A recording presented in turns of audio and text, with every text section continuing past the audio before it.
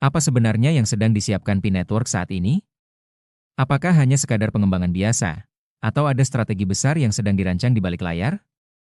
Di saat banyak proyek kripto sibuk mengejar hype dan spekulasi pasar, Pi Network justru bergerak dalam diam. Fokusnya bukan sekadar harga atau volume trading, tetapi membangun fondasi yang kuat, mulai dari KYC, migrasi mainnet, pengembangan infrastruktur, hingga ekspansi utilitas dunia nyata. Langkah demi langkah sedang disusun. Sistem diperkuat. Ekosistem diperluas.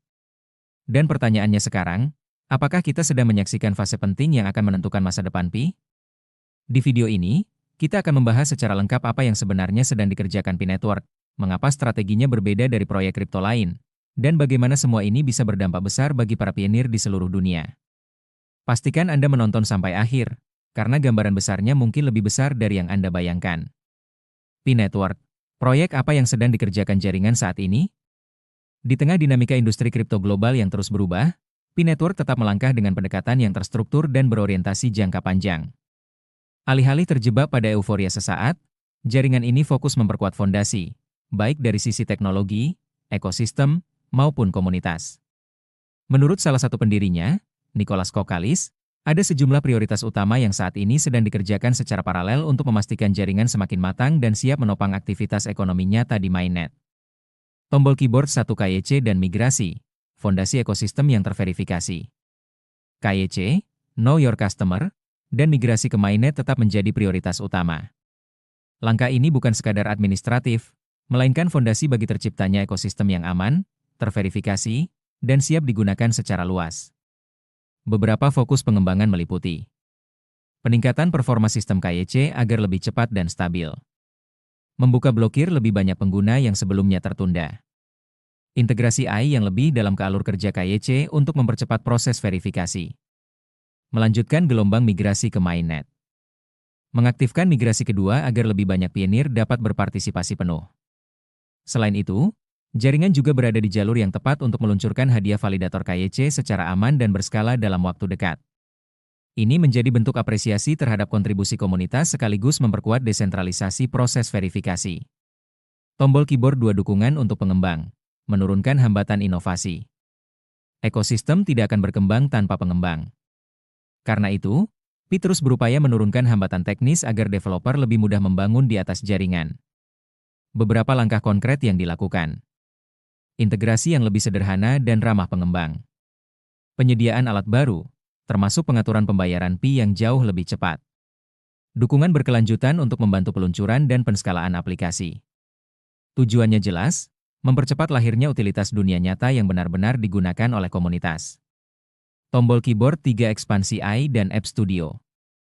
Pi juga memperluas App Studio dengan akses yang lebih luas dan integrasi pembayaran baru. Kemampuan AI diperkuat untuk membantu aplikasi bergerak dari tahap ide ke produk jadi dengan lebih cepat. Pendekatan ini membuka peluang bagi lebih banyak inovator, bahkan yang tidak memiliki latar belakang teknis mendalam, untuk membangun solusi berbasis blockchain. Tombol keyboard 4 infrastruktur jaringan, fondasi teknis yang kuat. Di tingkat protokol, penelitian dan pengembangan tetap berjalan, termasuk penguatan node, peningkatan protokol, pengembangan fungsionalitas DEX, implementasi liquidity pools. Semua ini diarahkan untuk mendukung aplikasi dan aktivitas ekonomi nyata, bukan sekadar transaksi spekulatif. Tombol keyboard 5 investasi dan komunitas. Melalui Pi Network Ventures, investasi terus dilakukan pada startup dan bisnis lintas sektor yang berfokus pada utilitas nyata dalam jaringan. Di sisi komunitas, berbagai inisiatif seperti Pi Day, hackathon, perdagangan lokal, dan aktivitas lainnya tetap menjadi sarana memperkuat partisipasi global. Mengapa Pi berbeda dari blockchain lain? Mengapa utilitas itu penting? Salah satu pendiri lainnya, Cheng Diaofen, menegaskan bahwa Pi memang dirancang berbeda sejak awal. Ketika Open Network diluncurkan, Pi digambarkan sebagai proyek yang non-formulaik, tidak mengikuti pola lama yang umum di industri kripto. Beberapa perbedaan fundamental tersebut antara lain. Tidak pernah mengadakan ICO. Penambangan gratis untuk aksesibilitas luas. Prioritas pada perangkat seluler. Mainnet sepenuhnya terautentikasi KYC. Puluhan juta pengguna terverifikasi secara global. Penekanan kuat pada utilitas sejak hari pertama. Lebih dari sekadar trading. Di industri kripto yang dipenuhi ribuan token, fokus utama seringkali adalah perdagangan, likuiditas, DeFi, volume, dan infrastruktur pasar.